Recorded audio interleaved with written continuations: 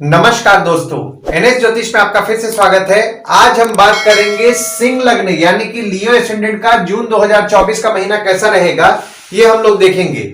अगर आपने सिंह लग्न का मई 2024 का मासिक फलादेश एवं उपाय नहीं देखा है तो ऊपर दिए हुए आई बटन पर क्लिक करें। देखिए, ये वाला जो भाव होता है ना, ये वाला भाव, इसको हम लोग लग्न भाव कहते हैं। इस भाव पे अगर 5 नंबर लिखा हुआ है तो ये सिंह लग्न वाले जातकों की पत्रिका है। आइए देखते हैं शुरुआती तौर पे कौन कौन से ग्रह आपके किस किस भाव में बैठे हुए हैं। तो केतु आपके दूसरे भाव में बैठे हुए हैं, शनि आपके 7वें भाव में बैठे हुए हैं, चंद्रमा राहु आपके 8वें भाव में बैठे हुए हैं, मंगल आपके 9वें भाव में बैठे हुए हैं, गुरु सूर्य शुक्र और बुध आपके 10वें भाव में बैठे हुए हैं। देखिए, यहां लग्न पे ना आपके कोई ग्रह नहीं है, पर शनि की दृष्टि पड़ रही है आपके लग्न पे 17 जनवरी 2023 से। तो यहां पे आप में आलस्य बढ़ेगा, नेगेटिव ख्याल आपके बढ़ने वाले हैं, तो नेगेटिव ख्याल से बचें। हालांकि देखिए, यहाँ पे आपके लग्न के स्वामी आपके 10वें भाव में विराजमान हो रहे हैं 13 मई से लेकर के 14 जून तक। तो यहाँ पे आपके काम को लेकर के आपका फोकस बढ़ने वाला है, आपके बॉस और पिता को लेकर के आपका फोकस बढ़ेगा। और वहीं जब आपके लग्न के स्वामी आपके 11वें भाव में 15 जून से विराजमान होंगे तो आप इनकम के बारे में विचार करेंगे, इनकम को लेकर के आपका फोकस बढ़ेगा। बड़े भाई बहन दोस्त पहचान के लोग के प्रति आपका फोकस बढ़ने वाला है। दूसरे भाव में आपके केतु विराजमान है और गुरु की दृष्टि आपके दूसरे भाव में पड़ रही है और आपके दूसरे भाव के जो स्वामी है वे आपके 10वें भाव में विराजमान है। देखिए, दूसरा भाव जो होता है ना, वो होता है आपके वाणी कुटुंब कोश का होता है। तो देखिए, दूसरे भाव में आपकी केतु 30 अक्टूबर से विराजमान हुए, तो यहाँ पे देखिए कटु वाणी बोलने से बचें, क्योंकि केतु जब दूसरे भाव में जब विराजमान होंगे तो आपके वाणी को खराब करेंगे। तो वाणी बहुत ही सोच समझ करके किसी के आगे अगर बोलना है तो बहुत ही सोच समझ करके बोले। और गुरु की दृष्टि पर यहाँ पे देखिए आपके दूसरे भाव में पड़ रही है, तो देखिए यहाँ पे आपके परिवार वाले जो होते हैं, परिवार वालों के साथ संबंध में मजबूती लाएंगे। हालांकि यहाँ पे देखिए आपके दूसरे भाव में केतु भी विराजमान हो रहे हैं, तो यहाँ पे आपके परिवार वाले जो हैं उनको आपको प्रेडिक्ट करने में थोड़ा मुश्किल जाएगा, पर तब भी आपके संबंध में मजबूती आने वाला है 1 मई 2024 से। देखिए, केतु आपके कोष में बैठे हुए हैं, तो यहाँ पे आपके कोष में अचानक धन लाभ तो कराएंगे, पर अचानक धन हानि के भी योग बना रहे हैं। पर यहाँ पे गुरु की दृष्टि भी पड़ने लगी 1 मई से, तो यहाँ पे अब आपका सेविंग्स भी हो पाएगा। और आपके दूसरे भाव के स्वामी आपके 10वें भाव में विराजमान हो रहे हैं 31 मई से लेकर के 13 जून तक। तो 31 मई से 13 जून तक आपके मेहनत से आप धन की वृद्धि करेंगे, पैतृक संपत्ति मिलने के आपके योग बन रहे हैं। और वहीं जब आपके दूसरे भाव के स्वामी आपके 11वें भाव में 14 जून से विराजमान होंगे, तो यहाँ पे 14 जून से 28 जून तक वे आपके 11वें भाव में विराजमान रहेंगे। तो 14 जून से 28 जून तक आपके सेविंग्स अगर कोई आपने किया हुआ है तो वो मैच्योर हो सकता है, जिससे कि आपके लाभ के योग बने। अगर आप बिजनेस करते हैं तो हो सकता है कि आपके परिवार वाले आपके काम में कुछ मदद करें, जिससे आपको लाभ होए और आपके आमदनी से आपके धन की वृद्धि भी होगी। और वहीं जब आपके दूसरे भाव के स्वामी आपके 12वें भाव में 29 जून को विराजमान होंगे, तो देखिए यहाँ पे 29 जून से आपके परिवार को लेकर के खर्च बढ़ेगा। अगर कोई आपके परिवार के सदस्य विदेश जाने का प्रयास कर रहे हैं तो 29 जून से उनके लिए अच्छा समय है। और अगर आप विदेश संबंधित काम कर रहे हैं, जैसे कि इंपोर्ट एक्सपोर्ट हो गया, फॉरेन ट्रेड हो गया, या फिर फॉरेन से आप प्रोजेक्ट्स उठा रहे हैं, या विदेश संबंधित कोई भी काम कर रहे हैं, तो भी आपके लाभ के योग 29 जून से बन रहे हैं। तीसरे भाव में आपके कोई ग्रह नहीं है, पर यहाँ पे देखिए मंगल की दृष्टि आपके तीसरे भाव में पड़ रही है और आपके तीसरे भाव के जो स्वामी हैं वे आपके 10वें भाव में विराजमान है। देखिए, तीसरा भाव जो होता है वो होता है आपके स्वयं के पराक्रम धैर्य का होता है, छोटे भाई बहन पड़ोसी डेली के प्रवास का होता है। तो यहाँ पे देखिए मंगल की दृष्टि पड़ रही है आपके तीसरे भाव में 1 जून से, तो 1 जून से आपके पराक्रम को तो निश्चित तौर पर बढ़ाएंगे। पर यहाँ पे आपके छोटे भाई बहन पड़ोसी के स्वभाव में थोड़ा क्रोध भी बढ़ेगा और विवाद होने की संभावनाएं बन रही हैं, तो विवाद से बचे। और आपके तीसरे भाव के स्वामी आपके 10वें भाव में विराजमान हो रहे हैं 19 मई से लेकर के 11 जून तक। तो 19 मई से 11 जून तक आपके काम से आपका धाड़स बढ़ेगा, पिता से आपका धाड़स बढ़ेगा, बॉस से आपको हिम्मत मिलेगी और आपके काम के लिए आपका भाग दौड़ भी बढ़ेगा। और वहीं जब आपके तीसरे भाव के स्वामी आपके 11वें भाव में 12 जून से विराजमान होंगे, तो आपके छोटे भाई बहन अगर कमाने वाले हैं तो उनसे लाभ के योग बन रहे हैं। और आप मेहनत से पैसा कमाएंगे और जो पैसा कमाएंगे उससे आपको हिम्मत भी मिलेगी, यानी कि आपके एफर्ट लेने से आपको लाभ मिलेगा। चौथे भाव में आपके शनि की दृष्टि पड़ रही है, मंगल की दृष्टि पड़ रही है और गुरु की दृष्टि पड़ रही है, और आपके चौथे भाव के जो स्वामी हैं वे आपके नवम भाव में विराजमान है। देखिए चौथा भाव जो होता है ना, वो होता है आपके सुख, माता, घर, वाहन का होता है। तो चौथे भाव में शनि की दृष्टि पड़ रही है 17 जनवरी 2023 से। तो 17 जनवरी 2023 से माता से मनमुटाव होने की संभावनाएं बन रही थी, सुख में आप कमी महसूस कर रहे थे, पर 1 मई से देखिए यहाँ पे गुरु की दृष्टि पड़ने लगी। तो गुरु की दृष्टि पड़ेगी तो यहाँ पे आपके सुख में जो आप कमी महसूस कर रहे थे, अब आपको सुख की प्राप्ति होगी। माता से मनमुटाव होने के योग बन रहे थे, माता से मनमुटाव कम होगा और यहाँ पे माता के साथ संबंध में थोड़ा सुधार आपको देखने मिलेगा। हालांकि 1 जून से देखिए यहाँ पे मंगल की दृष्टि पड़ रही है, तो माता को क्रोध थोड़ा आएगा, तो माता से विवाद से बचना है। जो लोग घर वाहन से संबंधित काम कर रहे थे, जैसे कि कार डिटेलिंग, कार एसेसरीज या फिर प्रॉपर्टी डीलिंग का काम कर रहे थे, घर को किराए पे लगाना या घर खरीदवाना बेचवाने से संबंधित काम कर रहे थे, उनके काम में भी उनको परेशानियों का सामना करना पड़ रहा था 17 जनवरी 2023 से। पर 1 मई 2024 से उनके काम में भी उनको सुधार देखने के लिए मिलेगा। और आपके चौथे भाव के स्वामी आपके नवम भाव में विराजमान हो रहे हैं 1 जून से। तो देखिए 1 जून से चौथे भाव के स्वामी नवम भाव में विराजमान हो रहे हैं और ऊपर से यहाँ पे देखिए गुरु की दृष्टि पड़ रही है। तो देखिए पहले जो आप लोग घर वाहन लेने का प्रयास भी कर रहे होंगे तो आपको थोड़ा बहुत अड़चन आ रहा था, तो यहाँ पे गुरु की दृष्टि 1 मई से पड़ रही है, तो यहाँ पे आपको घर वाहन से संबंधित चीजों में शुभ फल मिलेगा। और जो लोग घर वाहन लेने का प्रयास अभी करेंगे तो उनका नसीब भी उनका अच्छा साथ देने वाला है।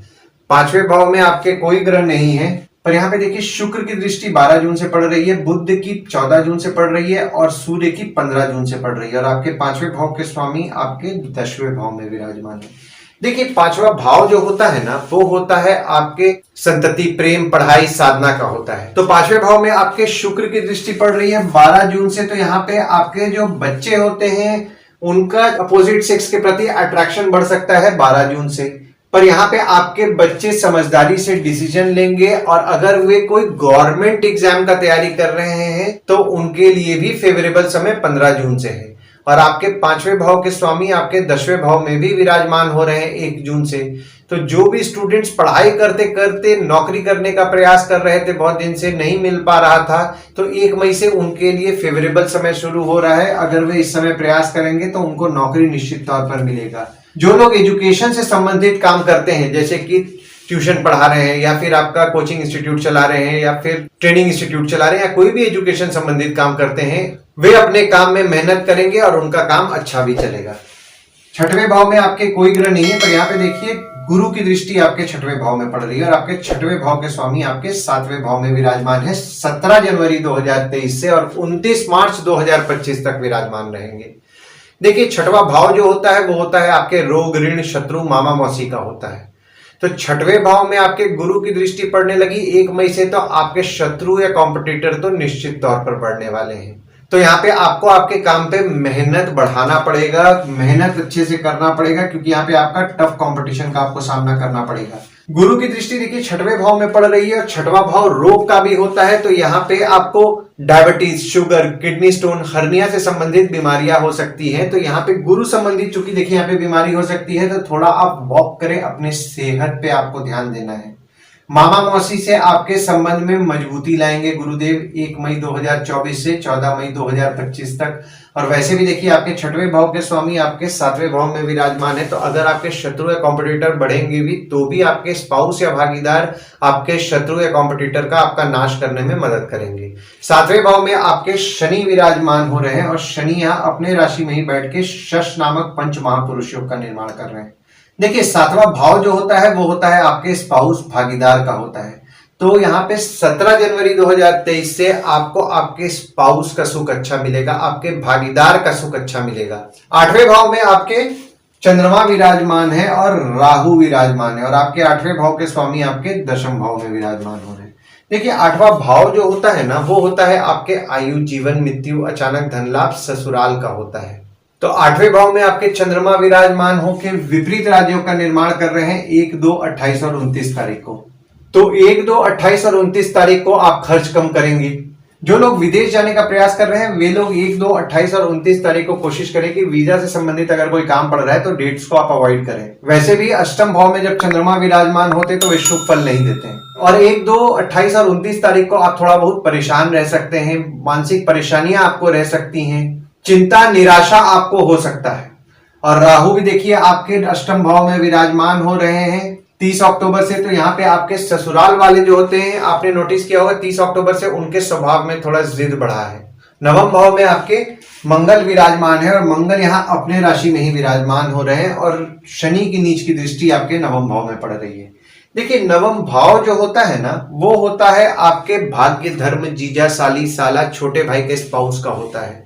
और नवम भाव में आपके मंगल विराजमान हो रहे हैं, जैसा कि मैंने आपको बताया अपने राशि में ही विराजमान हो रहे हैं 1 जून से, तो आप भाग्यशाली रहेंगे। देखिए ये महीना खासकर जो है ना, आप भाग्यशाली रहेंगे और देवों की आप पर कृपा भी रहेगी। आप स्पिरिचुअल रहेंगे और अगर आप खासकर 1 जून से अगर आप पूजा कर रहे हैं तो पूजा आपके लिए बहुत ज्यादा फलदायी रहने वाली है। हालांकि देखिए यहाँ पे शनि की दृष्टि पड़ रही है तो आपके नसीब में आप कमी महसूस कर रहे होंगे, यानी कि जैसा आपका भाग्य आपका साथ देना चाहिए वैसा साथ नहीं दे रहा होगा और आपके जीजा, साली, साला, छोटे भाई के स्पाउस जो हो गए उनसे भी मनमुटाव होने की संभावनाएं बना रहे हैं। और ऊपर से मंगल भी विराजमान हो जा रहे हैं 1 जून से। देखिए आपका मंगल का घर है नवम भाव, तो मंगल का घर है नवम भाव, तो यहाँ पे आपके जीजा, साली, साला, छोटे भाई के जो स्पाउस हो गए उन लोग को आप नोटिस किए होंगे स्वभाव में थोड़ा एग्रेसिव रहते हैं।